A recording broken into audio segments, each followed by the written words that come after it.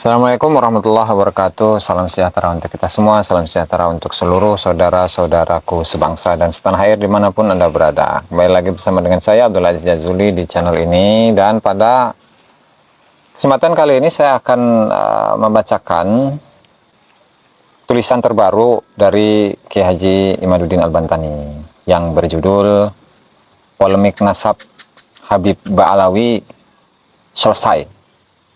Terbukti bukan cucu Nabi Muhammad Shallallahu Alaihi Wasallam. Langsung saja pada tulisan beliau ya, tanpa berlama-lama lagi. Dan tulisan ini ditulis oleh beliau pada tanggal 21 November 2023. Bisa Anda buka di website RMINU Banten ya.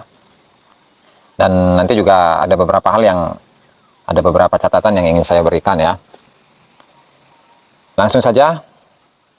12 pertanyaan pokok terputusnya nasab Ba'alawi, satu pun tidak ada yang mampu menjawab.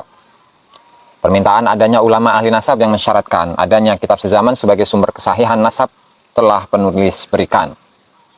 Kitab Rosail fil Ansab menyebutkan itu di halaman 183 sampai 184. Dan ini pun juga sudah saya ulas ya di dalam video saya yang sebelumnya, dan saya uraikan di sana di mana proses dari pengisbatan atau penafian nasab. Di situ ada beberapa tahapan-tahapan yang harus dilalui, lantaran memang ilmu nasab itu sangat erat kaitannya dengan ilmu sejarah. Dan ketika sebuah silsilah nasab yang generasi-generasinya itu tidak dikonfirmasi oleh data sejarah dari masing-masing generasi yang ada di dalam nasab itu, tidak dikonfirmasi oleh sejarah, kemudian bahkan namanya itu tidak disebutkan, bahkan namanya itu pun juga tidak dikenal di kalangan para ulama-ulama sejarah semasanya. Mulai dari abad ke-4 Hijriah sampai abad ke-9 itu tidak ditemukan data sama sekali mengenai mereka ya, secara khusus bahwa mereka itu dikenal sebagai seorang zuriyah Rasulullah Shallallahu Alaihi Wasallam itu ya. Kemudian, dan itu sudah saya ulas pada video saya yang sebelumnya. Bukti-bukti kitab sezaman baik kitab nasab maupun kitab sejarah yang tidak menyebut nama-nama Ba'alawi dari abad 5 sampai 9 telah penulis berikan. Itu pun juga sudah dijelaskan oleh Kiai Haji Imaduddin ya, baik dalam tulisan-tulisan beliau, buku beliau, atau ceramah-ceramah ataupun seminar-seminar yang telah beliau sampaikan. Semuanya tidak menyebut nama-nama nasab para Habib Ba'alawi sebagai keturunan Nabi Muhammad Shallallahu Alaihi Wasallam. Lalu apalagi? Itu artinya semuanya sudah selesai.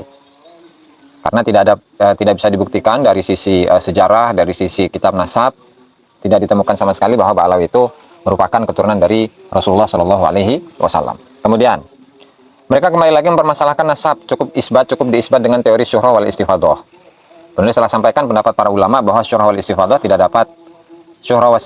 dapat digunakan jika bertentangan dengan sumber-sumber sezaman. Nah, seperti yang sudah saya jelaskan juga ketika saya membahas beberapa tokoh-tokoh dari Ba'alawi ya. Mulai dari Muhammad Shahih Mirbat, kemudian Salim bin Basri, artinya keturunan dari Abdullah. Kemudian juga dari Ubaidillah sendiri, kemudian lokasi dari makam Ahmad bin Isa Ar-Rumi, nah, dan seterusnya itu pun juga sudah saya jelaskan juga. Dan untuk syuhrah dan istifadah itu pun baru, lantaran dari abad ke-5, dari abad ke-4 sampai abad ke-9 itu tidak ditemukan adanya syuhrah istifadah bahwa Ba'alawi itu merupakan keturunan dari Rasulullah Shallallahu Alaihi Wasallam. Artinya sumber-sumber sezaman itu bertentangan dengan syuhrah dan istifadah itu sendiri. Kemudian sumber sezaman dengan nama-nama nasab Ba'alawi dari abad 5 sampai 9 tidak menyebut nama-nama itu sebagai keturunan Nabi Muhammad Shallallahu Alaihi Wasallam. Bahkan nama-nama itu sebagian hanya nama fiktif belaka. Ya, contohnya seperti Muhammad bin Ali Ba'alawi ya, yang lebih dikenal dengan Shahih Mirbat ya. Lalu apa lagi? Tuh kata Kiai Imad. Kemudian kitab Syajarahul Mubarakah kembali dipermasalahkan. Katanya bukan karya Imam Fakhruddin Ar-Razi yang wafat pada tahun 606 Hijriah. Kitab itu jelas kitab Imam Fakhruddin Ar-Razi, dicatat dalam manuskrip itu bahwa ya ditulis oleh Imam Fakhruddin Ar-Razi. Manuskripnya jelas ada, tempatnya jelas disebut, nama penulis naskahnya jelas disebut, tanggal penulisan naskahnya jelas disebut. Lalu apa lagi? Ya, berarti mereka kembali mempermasalahkan kebenaran dari kitab Asy-Syajaratul Mubarakah ya. Padahal kitab Asy-Syajaratul Mubarakah itu seringkali dipakai oleh Mahdi Ar-Rajai di dalam kitab-kitab nasabnya ya. Bahkan dalam kitab Al-Muqibin min Dzurriyyati Al-Hasan Al-Husain atau min Dzurriyyati Sibtain, itu karya dari Mahdi Ar-Rajai, itu pun juga seringkali memakai kitab ini. Bahkan siapa Muhammad Abu Bakar Batib di dalam tahqiqnya atas kitab Ar-Raudul Jali itu pun juga sering mengutip kitab ini, ya. Kalau memang itu adalah sebuah kitab yang palsu, nggak bakalan dipakai lah oleh mereka, kan gitu simpelnya. Oke, mau mencari kitab sezaman dengan Ubaidillah di abad keempat, tidak akan menemukan. Mau mencari kitab sezaman dengan Alwi dan Muhammad bin Alwi di abad 5, tidak akan menjumpai. Mau mencari kitab sezaman dengan Alwi II, Ali Khalid Qasam, Muhammad Sahih Mirbat, dan Ali Ayah Fakih Muqaddam di abad ke-6, tidak akan terdeteksi. Mau mencari kitab sezaman dengan Fakih Muqaddam, Alwi Ibnul Fakih di abad ke-7, tidak akan terkonfirmasi. Mau mencari kitab sezaman dengan Maula Dawilah dan Abdurrahman Asgaf di abad 8, tidak akan nampak. Kenapa tidak akan menemukan kitab sezaman di semua tingkatan itu atau di semua generasi-generasi itu yang menyebut mereka sebagai cucu Nabi Muhammad SAW? Jawabannya hanya satu, kata Kiai Imad. Karena mereka memang benar-benar bukan cucu Nabi Muhammad SAW. Dengan bahasa apa lagi penulis harus menyampaikan? Itu kata Kiai Imad ya, seolah-olah beliau ini curhat. Saya ini udah mencari-cari ke sana kemari, mulai dari data sejarah, data kitab nasab dan lain sebagainya. Saya itu mencari-cari nama Ubaidillah ataupun generasi-generasi yang di bawahnya, itu nggak saya temukan sama sekali. Lalu masih membutuhkan data apa lagi ini? Aduh. Nah, lanjut. Jika umpamanya keturunan Muhammad SAW yang lain tidak ditulis dalam kitab sezaman dengan mereka antara abad 5 sampai 11, 5 sampai 9 Hijriah, bolehlah kita menyatakan bahwa nasabah Alawi juga ketika tidak disebut bukan berarti tidak ada. Tapi kenyataannya menyatakan dari abad ke-5 sampai 9 itu cucu Nabi Muhammad SAW, yang lain ditulis dan disebutkan. Anak Ahmad bin Isa ditulis dan disebutkan di setiap generasi. Tapi di antara cucu Nabi Muhammad SAW yang ditulis itu tidak disebut ada yang namanya Ubaidillah dan keturunannya. Lalu berdasarkan apa orang harus percaya bahwa Alawi sebagai cucu Nabi Muhammad SAW ketika leluhurnya tidak disebut sebagai cucu Nabi? Apakah kita harus berpura-pura mengakui dan berpura-pura menemukan? Dan apakah demi membela nasabah Alawi seseorang harus berdusta dengan membuat manuskrip sezaman yang palsu? Penulis kira surga dengan segala keindahannya sangat mahal untuk ditukar dengan kedustaan untuk menyenangkan hati Ba'alawi. Lalu ada yang mengatakan Ibnu Hajar di abad 10 Hijriah dan yang lainnya mencatat nasab Ba'alawi sampai kepada Nabi Muhammad SAW. Penulis jawab, betul, para ulama besar di abad 10 Hijriah itu mencatat. Tetapi mereka mencatat di abad 10 itu karena sudah ada pengakuan dan penulisan kitab dari Ba'alawi di abad 9 Hijriah yang mengaku sendiri bahwa mereka adalah cucu Nabi. Lalu ulama-ulama ini mengutip. Orang mengutip bisa salah. Ulama tidak ada yang maksum. Mereka bisa salah menerima informasi yang mereka dengar, lalu mereka catat dengan husnudzon tanpa meneliti. Itu biasa terjadi dan itu tidak berdosa. Penulis sendiri dulu telah mengisbat nasab Ba'alawi dalam kitab penulis Al-Fikratun Nahdiyah. Lalu sekarang ketika penulis tahu bahwa mereka bukan cucu Nabi, penulis menarik isbat tersebut. Jika Ibnu Hajar masih hidup dan mengetahui dalil-dalil terputusan nasab Ba'alawi, tidak mustahil Ibnu Hajar akan menarik kembali pendapatnya. Begitu juga dengan ulama yang lainnya. Nah, sekali lagi ini pengisbatan atau ya katakanlah pengisbatan dari Imam Ibnu Hajar, meskipun menurut saya itu bukan pengisbatan ya.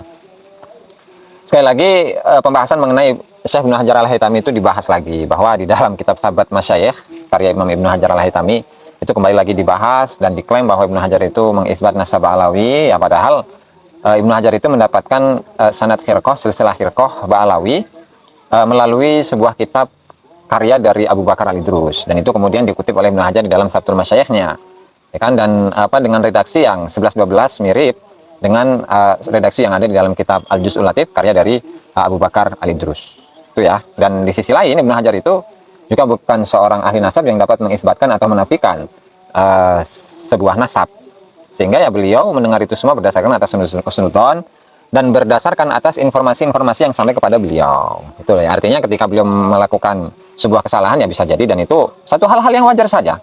Itu kan lantaran ulama itu tidak maksum, itu ya. Oke, selanjutnya ulama yang sudah wafat telah menjalankan tugasnya yang mulia sesuai dengan hasil ijtihadnya.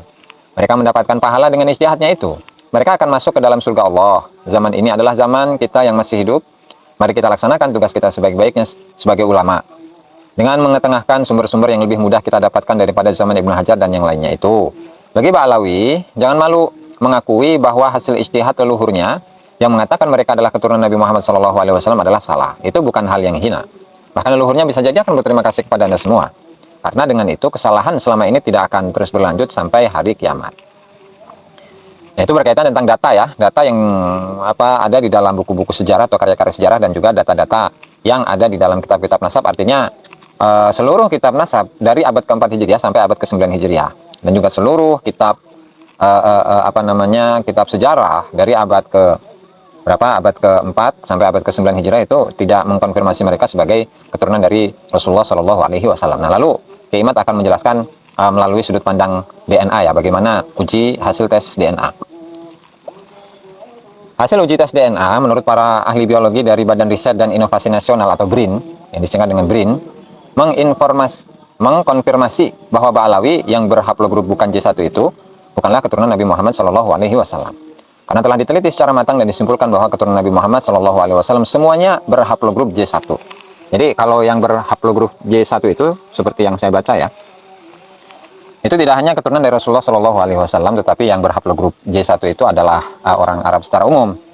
Nah, misalnya seperti keluarga dari kerajaan Saudi itu ya, Raja Saudi, keluarga kerajaan Saudi itu berhaplogrup J1 itu. Nah, bisa anda buka sendiri itu, bisa anda buka sendiri di website atau kitab-kitab yang berkaitan dengan itu ya. Kemudian terakhir, penulis menyayangkan adanya beberapa upaya penghalangan dan pembatalan ceramah penulis atau yang lainnya dari ulama yang telah yakin bahwa Anda bukanlah cucu Nabi Muhammad Shallallahu Alaihi Wasallam.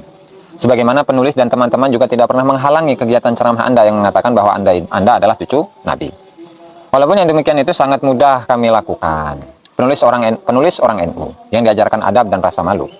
Tidak mungkin penulis memobilisasi massa untuk menghalangi kegiatan orang lain, kecuali jika sudah membahayakan untuk agama, bangsa dan negara. Masalah nasab itu bagi kami belum ke taraf itu, walau bisa saja mengarah ke sana. Yang penulis minta adalah kesadaran dan kebijaksanaan. Oleh karena itu, yang penulis protes adalah organisasi Anda, bukan kegiatan Anda. Berarti yang diminta oleh Kiai Haji Imaduddin itu adalah organisasi yang menaungi Ba'alawi. Artinya, Rabithah Alawiyah, atau khususnya yang berkaitan tentang nasab itu, yang khusus berkaitan tentang nasab Ba'alawi, itu adalah Naqabah apa itu namanya ya? Naqabatul Ashraf itu ya. Naqabatul Ashraf, yaitu yang membawahi Ba'alawi. Mari kita bantu pemerintah untuk menjalankan kegiatan rutinan pemilu ini dengan sukses, lancar, dan aman. Jika Anda masih mengaku diri Anda sebagai cucu Nabi, ya silahkan saja, itu hak Anda. Tapi tolong jangan sampai memaksa orang lain untuk mempercayainya. Percaya dan tidak percaya akan sesuatu itu adalah hak semua orang yang diatur dalam Undang-Undang Dasar. Semoga Allah selalu membimbing kita ke jalan yang diridhoi Allah Subhanahu wa Ta'ala. Amin. Penulis Kiai Haji Imaduddin Utsman Al-Bantani, tanggal 21 November 2023. Nah, barangkali itu saja ya yang bisa saya sampaikan dalam video ini. Mudah-mudahan hal ini memberikan pencerahan bagi kita semua, dan kurang dan lebihnya saya mohon maaf. Wallahu a'lam bishawab. Wassalamualaikum warahmatullahi wabarakatuh.